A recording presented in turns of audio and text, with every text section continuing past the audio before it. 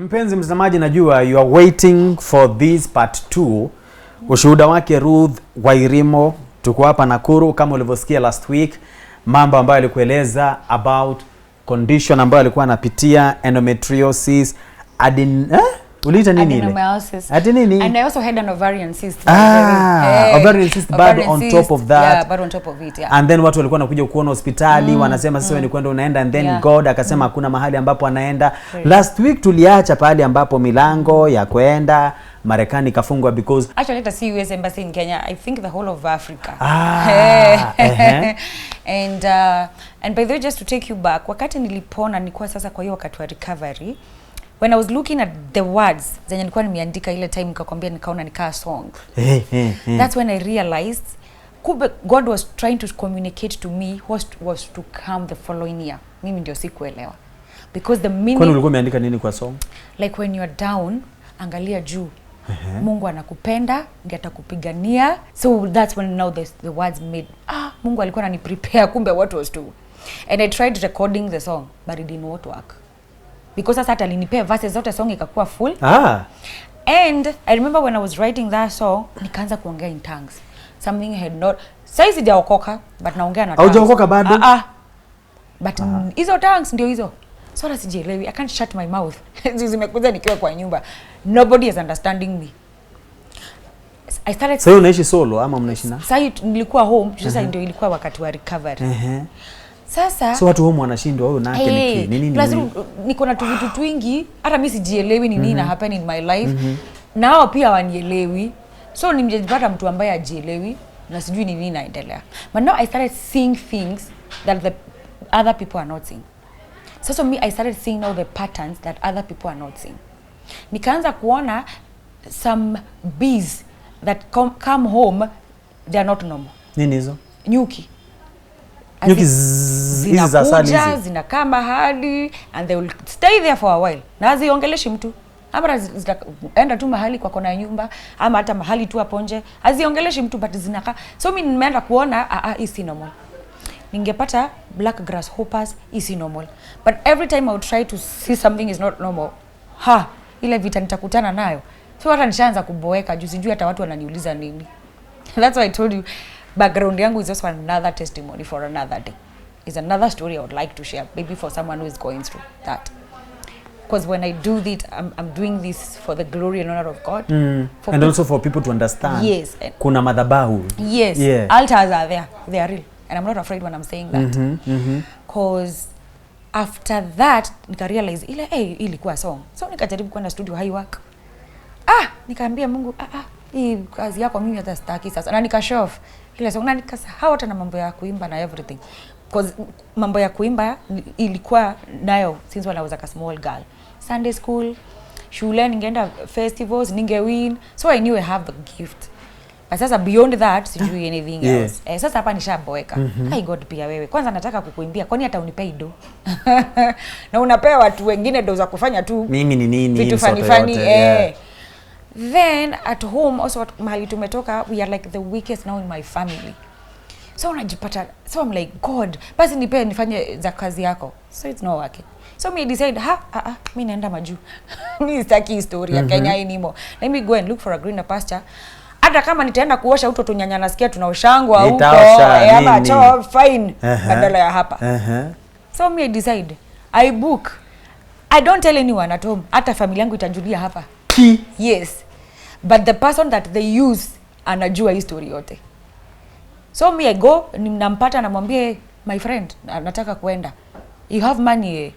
Haya, tukaanza process. Nikiambiwa mara ya pili, embassy ikafungwa.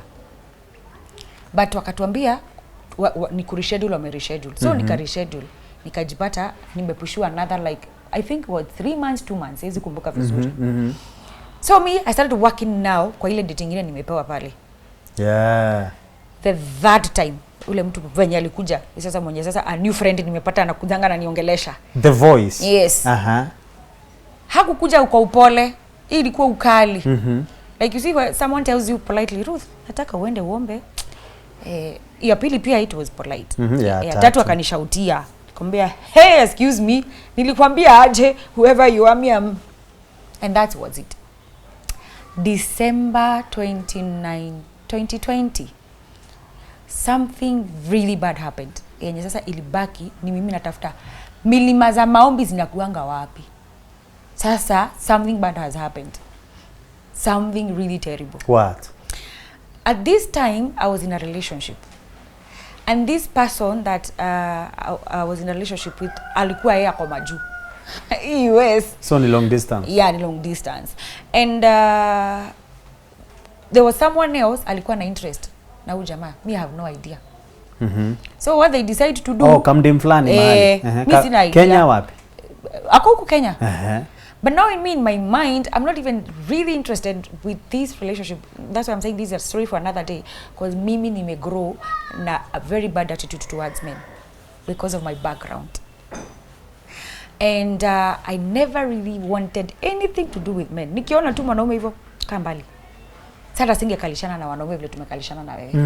Hata kwa matatu ningeenda tu amana kai next to me. You hated it. Natoka, yes, because nimelelewa my background is not smart, it's not smooth. So I was really like, hata kama nitaenda huko, I'll go to my family, probably as we still communicate. So if it works well, if it doesn't, as long as, yeah. Kumbe kuna mtu ako na interest. So nika realize nina Kenya hado like a headache comes, I pass out. Sasa nikaanza kuogopa. Sasa tena hii ni mambo gani? Nimeanza kurudi ile story ya kukua msiki. And already I'm already dealing with my monthly pain.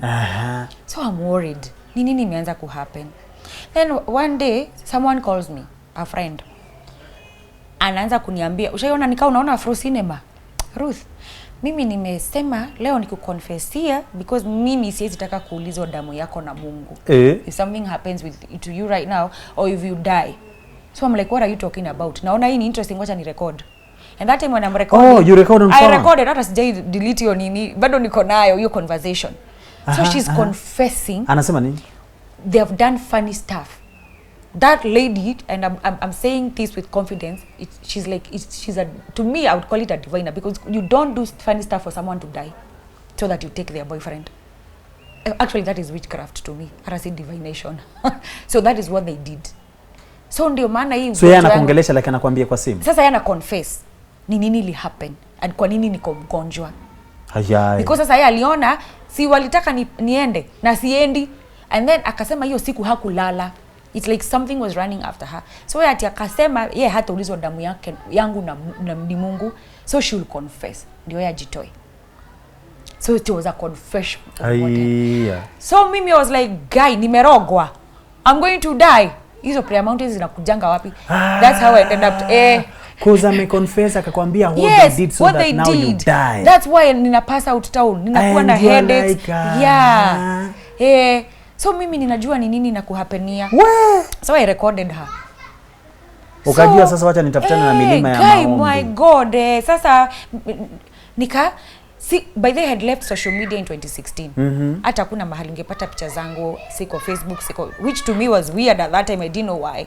Nimekuja kujua kwa nini baada after my walk with God. Why God alikuwa amefanya nitoke hiyo time. It was not me. So I created an account, nikaanza kuuliza watu milima za maombi zinakuanga wapi, because sasa niliona zile siku Mungu alidemand wacha niende nizifanye, basi sasa siwezi fanyia home, juu sijaifanya siku kama hizo home ya. So watu walikuwa 3 mountains ndio zilikuwa zinasuggestiwa na watu. So mimi nikafanya kura. 1 2 Heaven's Gate nikashinda. 1 2 3 4 5 6 7 Heaven's Gate promoting nikashinda with a lot of kuras. Nikasema huko ndio naenda. Sijui Heaven's Gate iko wapi. So nalala nikipack. Hata siwezi ngojea, because at that time when I was receiving that call, nilikuwa kwa kitanda siwezi toka. Mimi ni msick. The following day nilikuwa kwa stage ya Nakuru. Juu watu walisema iko Nakuru. So nikauliza driver, mimi nataka unipeleke Nakuru. So by good luck nilipanda Prestige. So Prestige they normally wale Prestige shuttle. Kumbe wanaomba before waondoke. So driver naye ananiambia, kwanza nimekaa next to the driver ndio niende nikimwambia naenda Heaven's Gate usinipitishe. Akaniambia madam wewe ndio unatuombea. Nilikuwa naona wana waste time, nikasema God bless wajani, amen. So gari mzima ilinyamaza. They were like, huyu ni nani? So I was like, twende. Na ni so early in the morning. Uko mbioni wewe. Sio nimetoka Kidhunguri sijui saa 9 usiku. So I came, tukakuja. So after every 20 minutes nilikuwa nauliza driver, tumefika?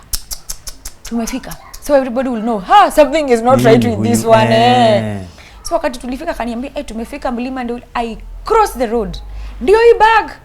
Haya. Pikipiki anaendea bag. No, nipeleke Heaven's Gate. Hata sio ni Heaven's Gate ndio ile pale juu. So by the way those guys even overcharged me. Kwa sasa wameona wewe. Hakuna kitu naelewa. You're in a very desperate situation. So when I get to Heaven's Gate, nikapumua nikasema, God, ulisema siku ngapi? God even provided for. When I looked at my M-Pesa, it had money ya kunikalisha hizo siku zote zenye God alikuwa anasema. Zenye God alikuwa amekwambia ile siku. Ukimwambia uwezi konda. Nikamwambia ni sawa nitakaa. Wow, little did I know that is the beginning of a long journey with God. And nikaenda, mimi sijui kuomba, by the way sijui anything. So naona watu wameomba na shindo watu wanaomba. Because me within 5 minutes nishaombea nchi, nishaombea uhuru, nishaombea deputy president, nishaombea kwetu home, nishaombea church, na 5 minutes nimemaliza. So I don't understand why you praying for 6 hours unasema. So tena nikaanza kufeel misplaced. Mi Mungu hapa siwezi kaa. People are ever praying. Ile njaa inanigonga. You are like hey God. Sasa ile kukonda sasa imeanza kukuja. Sasa ndio nimekonda, sasa ndio nimekufa na so like God you want me to die? Ungeniambia. Tukaanzana sasa hapo. Kwa sasa he has brought me to a place siwezi fanya Kenya wengine wanafanya. Yes. It was on a Thursday. Yeah. After nimechoka na nimedecide the following day naenda home. And nikapanda na huko juu kwa milima, nilipigia Mungu nduru. Actually I was literally screaming at him. Like, I'm tired. What do you want from me? Ona zile masabu zote nimepitia. Sasa niko huku. Sielewi anything ya huku. So nimesikia nimechoka. Uchungu yangu bado iko. And I remember that day when I was going down, nikasikia anaitwa Pastor Isaac. You know, he's very charismatic when he's preaching. Little did I know that is the day. So that is when deliverance happens on me. So ukasema acha tu niende. Kuingia tu hivi chapel chini. Amazingly, God took me so many years back nikiwa mtoto. And sasa nikaanza kupata revelations. Like, truth, this happened because of this. This happened because of this. This person is the one responsible for this. This is what was done. This is what happened. So at that time I'm asking God, what do you want from me? So you're in the spirit, like? Yes, yes. And he says, I want to build my foundation, but I do not build my foundation on another foundation. Yes. So one has to come down so that I build my foundation. So I'm like, and you are the one. Hey! Sasa hapo ndio ilikuwa tena another challenge. Because I'm like, mimi, you see now, it's like I'm the first fruit of salvation in my home now. Because hiyo siku ndio niliokoka, by the way. I was saved now on that day. Sasa kujua kwanza that Thursday. Yes. Yeah. Sasa kujua hata salvation ni nini. Yenye ninakuanga nayo ni drama, ni religion.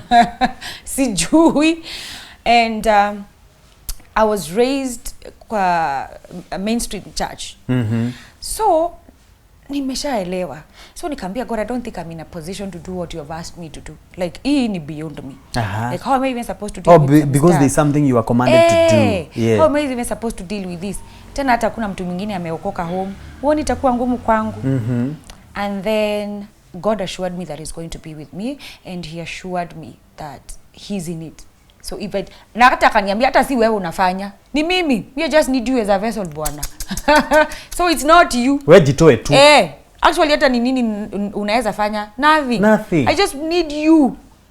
I just need a vessel, and you're the vessel that I'm going to use. What? And then he reminds me of even my song.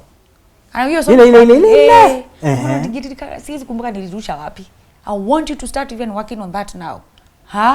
So these vitu zazi zikakuja sasa zimeanza kupangana hivyo. Now that's how my journey of salvation started. Sasa hiyo ndio ilianza hapo, but I did not know that I have a long way to go. And that was the day you got delivered from the pain? I got delivered. Actually nililia Mungu wakati niliamka, and I asked God, then tell me one thing. If my pain, you tell me I'm created, yes, that's the day now we had a conversation. I'm created in your image and likeness. If my pain is your image and likeness, wacha ikae. But if it's nothing like your image and likeness, God, I can't serve you like this. Na siwezi kubali kukaa na hii uchungu mimi.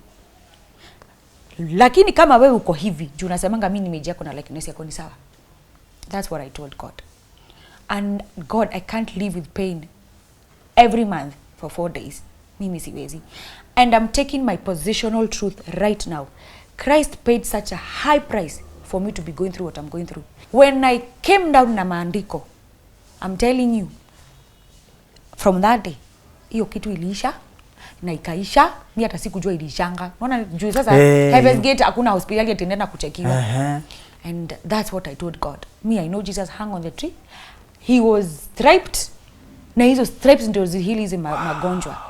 So I took my positional truth, but it was not, I was screaming, I was crying, no, I'm taking my positional truth. I know now that Jesus came so that he can abolish all these things. So God, Jesus, if you paid such a high price, husikubali. Wow. So know who you are. Stand in the positional truth of who you are. That this is what the Bible says. Take your positional truth. I would encourage even anyone who is going through the same thing. Take your positional truth.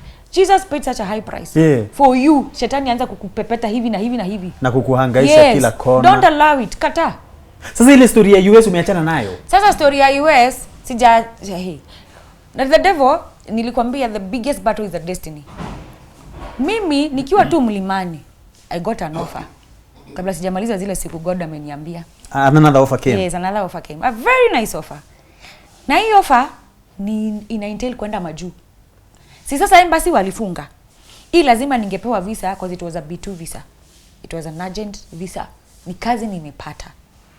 Na sasa hii kazi ni kazi iko na kampuni ya MSC, Italian company ya cruise ships. Wako in conjunction at that time na government, because apparently government ilikuwa inapay youth pesa. Tukipewa youth fund tunakula. Tutarefund na corona ndio kwanza imeingia. So tukakula pesa youth fund na to return. Government ikaanza kukuja hapo na ways. Wako na, I think the only way they can do is to train us. After they train us wanatutafutia job. Katika ile job wanakukatanga. Katitu yeah. So it was, sasa mwenye ananiambia tuko naye mlimani, was like vacancy imebaki. Akaniambia ungetaka? Nikamwambia of course. Niambia give me your name. Name ikatumwa. Na nikachukuliwa bado nikiwa mlimani. So nikamuuliza ni historia, hata sasa hiyo sikuwa nimejua ni historia nini. Sasa ni historia. After umepeana kile kitu. Kwanza nipea nugget ndio jina isikuwe nisipeane nisikie umechelewa. Kaniambia ni cruise ships and ni 5 star hizi za kubeba wazungu. And kwanza ile route mimi nilikuwa nienda ni ya Europe. Ni gani? Ya Europe. So even my ship was docking in Miami. So lazima ningeenda Miami. Majuu. So unaona majuu bado imerudi. Bado inakutafuta. You know. Like, God, asante. Sasa nimejua kwa nini ulikuwa umenileta mlimani. Sasa tu kale kadili kingine kalifunga ndio haka kamejileta. Ni mimi ndio huyo mbio mlima nimesahau. Nikashuka. Hii kitu iko na iko na training. So lazima niende training 4 months na niende internship for 1 month. Chwa nichomoke. Guess what? Before nitoke, unajua hata sikumbuki kuomba niulize God, is it yours, is it unajua me I'm so excited, nikamwambia God, I know the reason why you brought into this mountain. Kwanza the salary. Hey, ulipotajua ukasikia the salary was like, unajua kwanza bibi sijasoma, I was like oh my God. And you know they didn't ask for, like me, they didn't scrutinize for my papers. Well, favor, yani nilikuwa naona kitu ina move. Kuna uniform ilikuwa inatakikana, sikuwa na pesa, na uniform ni 8K. Uniform nishabaiwa. Kuna sina place ya kukaa sasa Nairobi, nilikuwa nakaa Githunguri. Do you know I got a place to stay in Nairobi in Golden Gate, South B, whereby mtu alikuja kaniacha kwake vizuri na kaa main house chini na upstairs. Yani everything is just working out. So to me I'm like, hey Mungu asante, hakuna kitu inakwama. And that's how I found myself now nikaanza training. But I remember ile voice ilikuwa niambia niende mlimani, alikam. At that time I used to call it a voice. Akaniuliza, Ruth, give me 2 reasons why you want this job. Mbia wacha nikupea kwanza. because of the way mimi nilelewa, unajua nyumba yetu si nyumba, ni kadogo na tena si en suite, and then our toilet is very far, so hata kukinyesha usiku, my friend, the toilet is so far. So I wanted to build them a nice house yenye iko en suite, kuna ka toilet ndani, kuna to sink, mama anaoshea vyombo kwa sinks and all that. So you're telling that to The Voice? Yes, yeah. we are conversing. That time ako friendly. So I'm like, the other thing, sistangu mwenye ako shule juu hakusoma, wacha sasa nitaenda hiyo job nimsomeshe. Juu nataka huyu sasa asome aende hadi university and everything. In fact, sometimes I ask God, by the God, where did my English come from?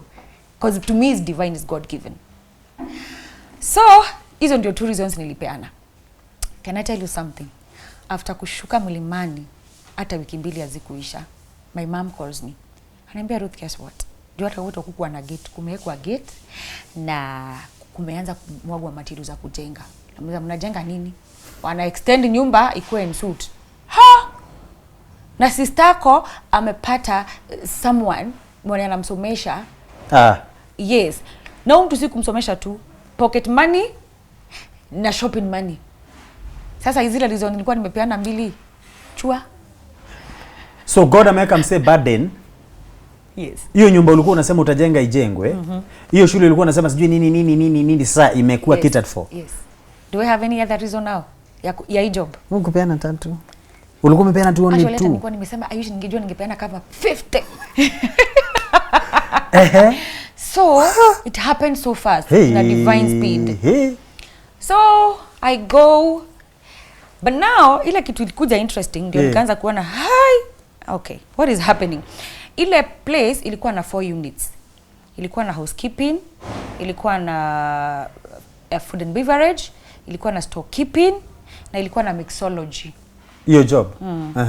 Guess zingine what? Ni understand hiyo ya mwisho ni nini? Mixology, na guess what, si unajichagulia. Wao wanakuangalia na wanaangalia utafiti wapi. Mimi nilijipata kwa mixology. What is that now? Mixology it involves a lot of things. It's like now you'd be a hostess. Unasema wa hostess wa ndege, but sasa so, and then it involves with you learning stuff za pombe. You have to mix cocktails, you have to know alcohol, you have to know, because now you see you're not dealing with kawaida na people. Kujirembesha na nini. Thank you. And sasa nguo zetu pia ni zile fupi. Upake nini, you know. And I'm like sasa, and then we are not just dealing with ordinary people. Hii ni cruise ship ya wazungu na ndio wa classy. That's what they gave me, mixology. And si wewe unachagua. So unapona, unanyamaza na unaanza training. Kazi. Training, Yes. See, mimi nika train na pombe. So me, I can mix you the best cocktails ever. Because you got I'm trained. a mixologist. Yes. Okay. I got trained. And by the way, kulipa. Kila kitu lilipiwa. Wengine, okay, I'm saying this with a lot of humility, but there was just some kind of a favor. But me, I would call it a distraction of destiny. The devil is making everything work, because now this is the time ndivyo utoke kwa njia yenye Mungu anataka upitie. Yes, na make sure kila kitu imewaka. So nini yangu imelipwa, kila kitu imelipwa, everything is just working. Sina shida kukaa Nairobi, sina shida ya chakula, sina shida ya chochote. So nikalana nikamaliza. Wakati nilipomaliza, sasa siku moja nikirudi sasa mlimani ku give thanks, because now I'm because almost of this new job. And I'm welcome to Miami. And now I'm almost leaving. So I have to go and tell June nimemaliza training, sasa ni ile internship ya 1 month, so I have to come and thank God. Sasa hakuna time nyingine nitapata kurudi kusema asante. Nikiwa kwa matatu nimekaa, my friend comes, the one now I normally Voice. Yes. So ananiuliza, hi, nani alikuambia ushuke mlimani January? That was the first question. I'm like, you gave me a job, mimi. Kuna mahali tuliketi na nikakwambia nimekupea kazi. No, it was not me. That was a distraction. So I want you to go back to that mountain na ukae zile siku nilikuwa nimekuambia ukae. So juu hii wakati nilienda, nilipata festival ikiendelea. In the festival ilikuwa inafanywa 21 days. I had done those 21 days and I was required to go more than 21 days. So me, I'm like, sasa negotiation ikaanza. Juu nilikuwa nimekaa 21 days, siwache basi niendelee from there 22. Akaniambia no, scratch. And then I'm like, now you waited for that long for a whole year kuniambia nilifanya mess. Si ungeniambia kitambo. Na sasa sioni kama nitamaliza. Tu sasa nafaa kwenda job US. I'm like, hiyo kazi iko yangu. God, I was shocked. So nikamwambia sina pesa. Kwa zenyewe sikuwa na do, nilikuwa na pesa ya kufanya hiyo 1 week. Ya festival. Na I remember ilikuwa festival ya mwezi wa 9 na tulikuwa tunafanya festival ya Releasing Your Destiny. It was so tight. Mimi nikaenda mlimani. Nikafanya sasa festival yangu, nikafurahi juu sasa festival imeisha na sina pesa. So I have to go home. Niendelee na stories zangu za kwenda majuu. Hiyo siku festival imeisha because me festival ikisha Sunday na inanga Monday. Naenda sasa chapel ndio nishukuru. Nirudi home, niendelee na nini zangu. Sasa number 1, I even asked this person now, watu watanichukulia aje? Si wataona nimewa waste. Wameni trade, wao ndio wamenilipia, I've used their resources, I've used their money. Nikaanza kumuuliza mambo mob. Guess what happens? Because now I'm like, sasa nita approach aje? Nianza kuambia hii kitu na pulling out. Tena they have already invested so much in me. Now I'm one of their best students because hata nilikuwa nishamekiwa the head wa shule. So to me I am so guess what God does? Badala mimi nienda niwaambie sijui ni drama gani. I can't remember, I made a call somewhere inquiring something which did not go well with them because it's like kuna mahali niliguza sifai kuguza na mimi sikuwa najua, so innocent. Drama ikaanza. How could you do that? So badala mimi niende niseme natoka, wao ndio waliniterminate. Yaani Mungu akaniambia I've made your work easier. Enda ukae mlimani. So I was like, hii kitu God ako serious. Acha niache ku argue. So that morning I find money in my M-Pesa. You know me, I keep my records. Pesa yenye napata ilinishtua. Now my friend came. Ni nini hauna? So ukitaka kukaa single room, ukae. Ukitaka kukaa prayer cell, ukae. Kwenye unataka kukaa ni wewe, it's up to you. You have shopping essentials, buy your essentials, and you have some pocket money. Stay there. Hata kama ni wewe kichwa yako iko sawa, would you dare? You won't. So and he told me, so choose. You are either going to serve me with one hand ama utaenda na hizo makokoteli zako na huko with the other hand, because you can't have to. Me, I chose God. I chose God. And that's why you are here today. And that's why I'm here today. And you don't regret a thing. By the way, I don't regret. And he just told me to rely on him and to depend on him. He's the one who's going to be working things. And for real. He has been faithful and he's forever faithful. The word of God does not go back to him void. And that one brought the salvation of my family, which I would really love to share that story, because now that was also another story. And not only my family, but a lot of people in my village gave their lives to Christ because of agreeing to be used as a vessel. Kwa sababu ulikuwa umeambiwa. Yes. Sasa hiyo. Yeah. Sasa hiyo tutaifanya aje? And that is the part that you're telling, you were telling me plus the viewer ya kwamba your mom is also very instrumental in the whole. Yeah, she's very instrumental. Yeah. So then that means that we have to find some other time. Yeah. So that we have your mom on set as well. Yeah. Because sasa kule nyumbani, because of all those things na mpaka hizi foundations zingine zikuje zishushwe. And even my dad. And even your father. Because right now he's born again also. He has given his life to Christ. He's confessed Jesus, which to me is one of the biggest miracle to me, my family, my village. Because now after his story watu wataelewa kwa nini nasema hivyo. So do we plan to have, siku na mama na baba, so that pia tujue from that nini na ndivyo sasa tuone how this salvation came and even villagers kusikia baba nani ameokoka wanasema yateke. Kama ameokoka hata mimi naenda. Yeah, it's true. And people gave their lives to Christ, and during that journey is when now God commissioned me into now my music ministry, whereby I've also been able to record my first video, and the rest sasa ziko kwa studio zinakuja. Your YouTube channel is Ruth Wairimo. Ruth Wairimo. Yes. Okay. And my first song is there. It's called Wemwe Hokeku. Yeah, when mwaminifu. So faithful, yeah. Amazing. Ruth Wairimo. Hey. Sasa tena testimony imechukua different angle. Yeah. Kamete is my name. Hey, bye, lala salam.